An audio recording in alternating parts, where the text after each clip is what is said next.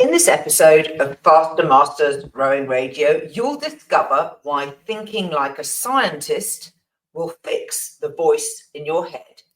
Feel the grip of the oar handle, smooth yet firm in your hands.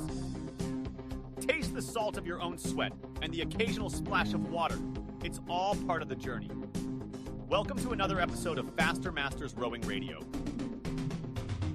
Each week, our host, Masters rowing coach Rebecca Caro, dives deep into the world of Masters rowing. Whether you're on the water or in the gym, join us to become a faster master. Let's go rowing.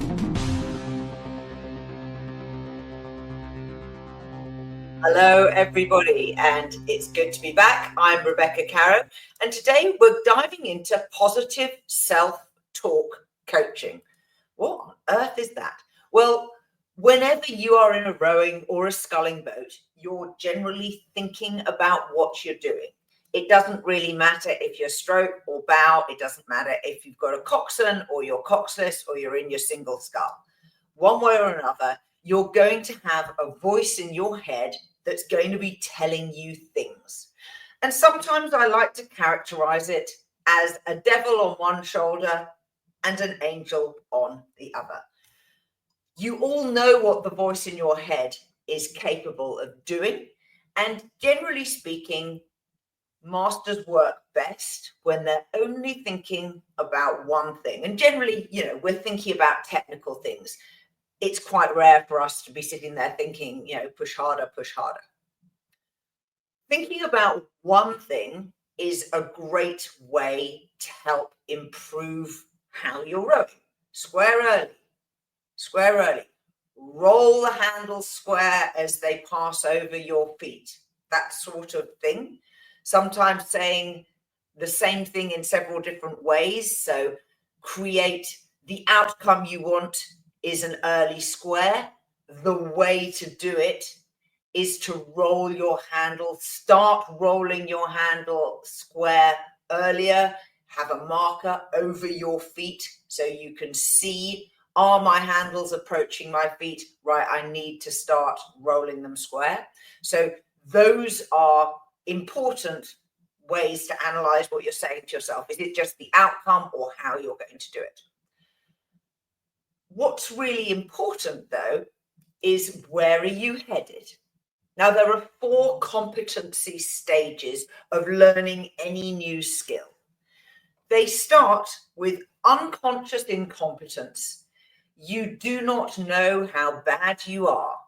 You're just trying to learn to row.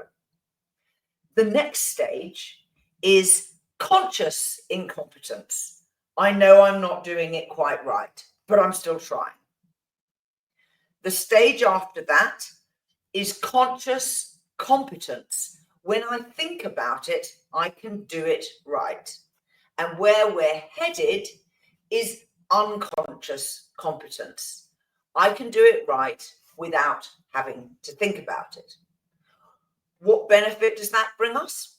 Well, we know that if we don't have to think about, for example, squaring early, you free your brain up to think about other things. So you can start to focus on how the boat's moving, or whether there's check on the stern, or your steering, or the amount of pressure that you're putting on, or your relaxation. So the ability to firstly acquire a skill and then learn it and then put it into the background of your mind so that you free yourself up to do something else means that little voice in your head is working really hard. But the voice in your head is also a little devil at times. It tells you things subjectively. That wasn't a good stroke. Oh, you've done another bad. You've clipped the water again. Did you really square early that stroke? Are you sure you're doing this right? You're really not very good at this. And you can see how a negative spiral develops, which does not contribute to you rowing better. So one of the key things about training the voice in your head is to think like a scientist. Scientists are objective. They do not put value judgments, quality scores on top of what they observe. You are in a laboratory, you have a workbench. You are studying whether or not this rower is squaring early. Did they roll the handles square as they moved the handles past their shoes? Yes or no? It is a simple factual observation. It's not, is it good or bad? And the more you can think like a scientist and not try and judge yourself or allow that little devil on your shoulder to have a little window of judgment, the better you are at looking at what you're doing or feeling what you're doing and assessing whether or not it's what you were aiming for. Avoiding negative thought spirals is a very good way of helping you keep your mind fresh and keep it on task without drifting off into subjective value judgments. So what are the things that you can do to self-coach? You need to make an observation first. Am I doing something the right way? And watching your blade is a really good way to start. Many coxswains will tell you that they pull out most of their coaching tips just by watching the oars of their rowers. Remember, a coxswain, if they're in a front loader 4 or quad, they can't see the crew at all. And even if they're in an 8, chances are they can see the faces of 2 people. They can probably see the tops of the heads of 4 people, and the bow 4 are completely invisible except for their blades. So your blade is one of the best indicators of how you're rowing and whether or not you want to change it. So look out to the side, look at it going in at the catch, look at its blade depth as you go through the mid part of the stroke, look at the release and whether it's clean. And if you find that, if you're particularly in a single, that upsets your boat balance, don't worry, stop and go row circles in a quiet little corner of your river or lake. When you're rowing circles, you have one oar resting on the water and only one oar rowing. And so you can watch it completely objectively and get a really good view of what your oars are doing without the boat being unstable. Other things that you can do to self-coach is to play games with yourself. Now, I've talked in other podcasts about the games I play on the indoor rower when I'm erging, but actually in the water, it's really, really fun to play games. Give yourself a little challenge. You probably remember a cox or a coach saying to you, right, we're going to try and row 10 strokes without the oars touching the water. And little goals like that give you a focus for your self-coaching. So what are the games that you could play with yourself? One thing is to exaggerate.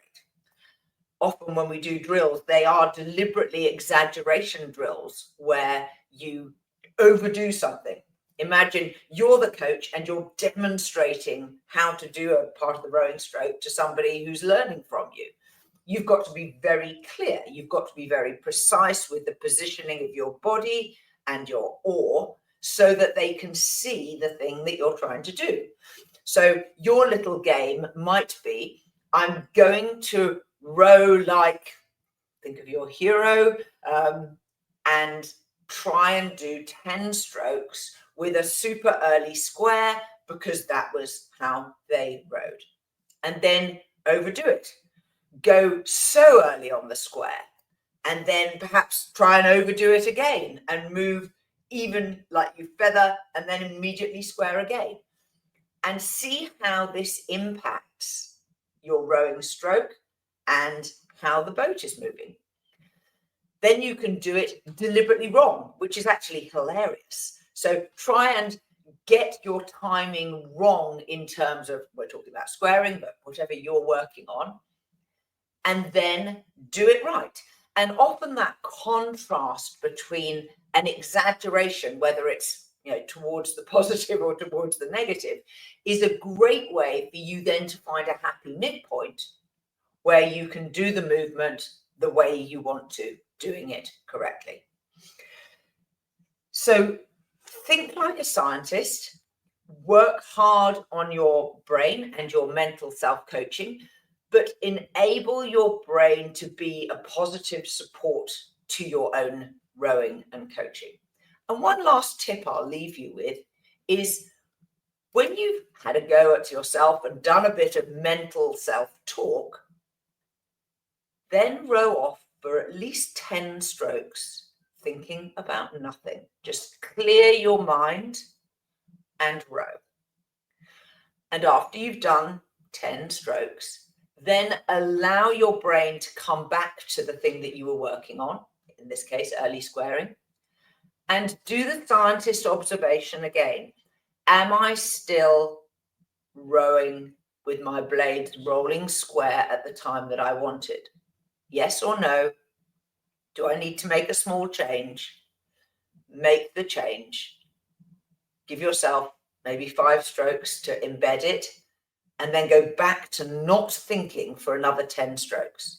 Now, the purpose of this is to train your brain through those 4 competency stages so that you can see how close you are to unconscious competence. Can I do it when I'm not thinking about it? And the more you learn to flip-flop between thinking and not thinking, the better you train your body to respond to the technical change that you're trying to make. Go have some fun and have a great rowing week. We are part of the RowingChat podcast network. Please tell your fellow rowers about the show. If you've learned just one helpful thing from today's episode, please consider supporting the show for as little as $1 per month by visiting fastermastersrowing.com/podcast.